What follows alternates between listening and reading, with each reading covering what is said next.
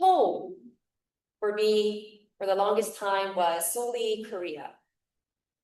It's where I was born and raised, where my family still lives, where I feel most comfortable in terms of culture and language. But home for me now is also Canada. This is where my own place is, where my passion in studies and ministry is envisioned, and where my long-term career and life is. I once thought that moving meant I have to be uprooted from one place and be rerouted in another, as if I'm acquiring a completely new home away from past home. But through time, I've learned to realize that one can have multiple homes because roots can grow and expand to larger areas. I don't have to be uprooted completely from one place in order to call another place home. So home for me is Korea, but also home for me is Canada. I'm a Korean who has Korean roots, but also growing new roots in this soil of Canada, my new home. But you know what? This almost got a little bit too complicated lately for a moment, and it's because I've been watching the World Cup. Last week, Team Korea was just one result away from the round of 32. And if they'd gotten through, the bracket had them lined up directly against Canada. It almost happened. Remember the game Canada versus South Africa? That was almost Korea versus Canada.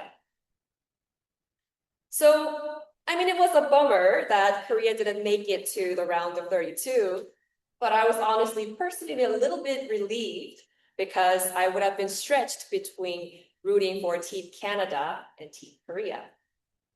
So when Korea dropped out of the league, I was like, all right, then now I'm fully Team Canada. And although yesterday was sadly the last game of World Cup for Canada, I was so proud to be the one rooting for Team Canada. And what was fascinating for me was also watching the head coach of Team Canada, Jesse March, who's an American defending Team Canada. After the game yesterday, March said, "I'd rather be us. We were the better team." He was standing up in post-game interviews and defending Canada like he was born here. And Jesse March was actually also almost Korea's head coach instead. Talks were serious, but it fell through and Canada got him instead. And now this American man, an outsider who almost ended up somewhere else, got written into Canada's biggest World Cup history. He might have not started his career as Team Canada, but now he is part of Canada's World Cup history, and now Canada's World Cup story is partly his. We all come from different places this morning, with different backgrounds, with different ideas of where we belong, where home is. And today I want us to reflect on this very idea of being invited into a story bigger than the one we started with. An invitation into the story of God and God's people.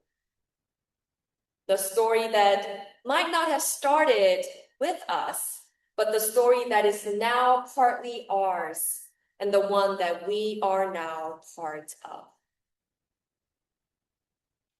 In today's Bible story, we begin the story with Abraham again. And if you were here last week, remember last week, Abraham almost gave his beloved son Isaac as a burnt offering, right? And now the time has passed and Isaac grew up. And Abraham's wife, Sarah, has passed. Abraham doesn't want his son to live by himself now that Sarah's gone and he himself is getting old. Abraham, like many parents from the ancient times, wanted his son to marry someone from his own homeland. So he sends his most trusted servant hundreds of miles away back to his own family city to find a wife for Isaac. So the servant arrives at the city, and in front of a well, he prays one of the most specific prayers in all of the scripture. He prays, "Lord, let the woman who gives me a drink, and then, without being asked, offers to water my camels, let her be the one that you have chosen for Isaac." Now, this prayer is actually a much bigger ask than it seems. Giving water to a stranger for women during that time was already quite an unusual thing, but watering all camels for a stranger. A camel crossing a desert can drink 20 gallons, and the servant had 10 camels. So 20 times 10, that's 200 gallons. All drawn out by one's own hands, one jar at a time. Can you imagine how much the time and effort that would take? But before the servant even finishes praying, Rebecca appears. Own Rebecca with the same K-A-H. And Rebecca, she gives this servant water. And then voila, she offers the water to the camels too. All 10 camels, every last one. So the servant, now being certain that this is the one, follows Rebecca home. And he tells her family everything, the whole story of Abraham and the promise and the prayer at the well. And he receives Rebecca's family's permission for her to marry with Isaac. But the family wanted Rebecca to stay just a bit longer before she travels all the way to a foreign land. The servant wanted to go now. So Rebecca's family asked Rebecca for a final word. They ask, "Will you go?" And Rebecca says two simple words, "I will." She boldly says, "I will go."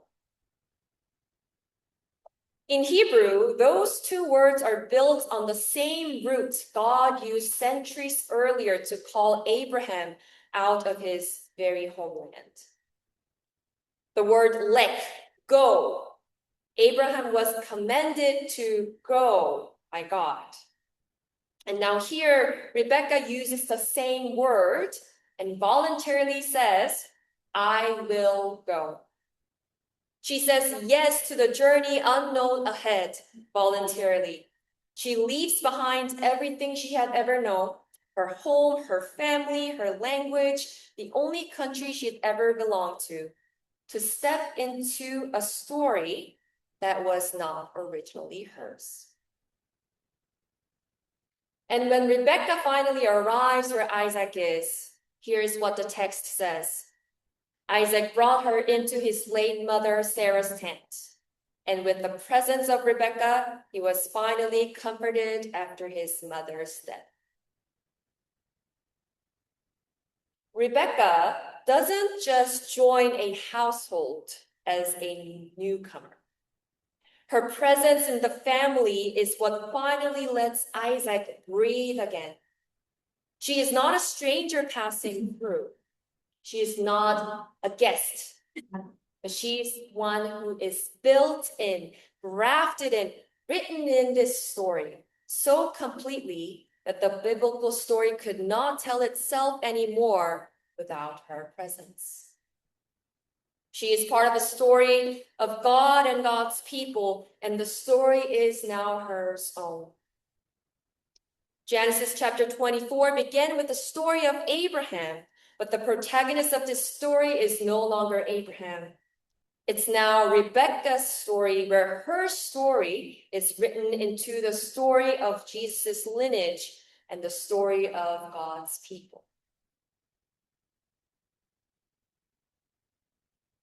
This is exactly what God does with every person who says yes to being part of God's story. Not merely welcomed, but built in, written in. The empty places in the story begin to fill up because each of us showed up and said yes to be part of this story. We are each a puzzle piece in God's beautiful world. Without each of our specific presence, our individual history, our path, our wounds, our gifts, the picture of God's people is not just slightly different. It's incomplete. Each of our place in God's picture cannot be filled by anyone else. Because not only is the story of God partly ours, but because we ourselves are each essential part of God's story. In Matthew 11, Jesus opens the invitation into his story as wide as it'll go. Come to me, all who are weary, all who are carrying heavy loads. And Jesus does not put a condition to who can come and belong in his house. He simply says, all who are weary, come to me. Not some of you, not just those who are nice, not just those who are faithful and firm about their beliefs. All. Even those children who will never be satisfied, who are sinners, who never knew Jesus before, and are just starting the journey. Every one of you, he says, come. In Jesus' story, there is no guest list, no provisional membership, no let's see how you fit first. There's no let's see if you qualify and have been behaving well. In Jesus' story, everyone who simply comes is built in, grafted in, written in. We find home in God's house no matter who we are, no matter where we come from, no matter what our pasts are. All who are weary in body, mind, soul find home in God's house. All who are weary from the quiet grief of leaving somewhere or losing someone they loved. All who have a house but have never quite felt at home in it. All who have lived in the same place their whole lives and still carry a wordless ache of not quite fitting. All belong in God's house and all fits in. We all belong in God's house and call God our home when we simply say yes. And Jesus says, when we come to him, the burden is light and the yoke is easy. Although as Christians we are asked to serve others and share what we have, Jesus ensures that the burden is light. That's because as Christians, we first get to be filled with love and grace of God so fully that we naturally get to share the overflowing love and grace with others as well. When we truly find home in God, the deepest sense of belonging in God, our overflowing response is to create that same sense of home and belonging for others. Making room, setting another place at the table, being the reason someone who walked in, a stranger, walks out knowing they also belong in this house, in this story of God.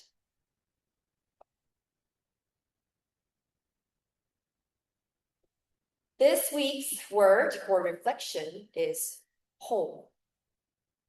Yes, we'll be thinking about our physical home and our emotional, but I also want us to think about our spiritual home, where our souls are comforted in God's love and feel the deepest sense of belonging in God. our spiritual home where God always calls us back, where our weary soul finds rest and are comforted. Where God says, you are mine, you have always been mine, you absolutely belong here. I am part of your story and you are part of my story. The spiritual home of God that requires no passport, no need of proof that we belong. The one available right now to every one of us exactly as we are. As we reflect on this word home this week, let us step more fully into the story of Jesus, where our weary souls find home, and where we also find home for others who are weary. Let us live out this week not merely as people who have found rest and sense of belonging in God's home, but also as people who create rest and sense of belonging for others. Not merely as those who have found home, but as those through whose very presence others find home too. Let us take a moment of silence to reflect on today's words for us.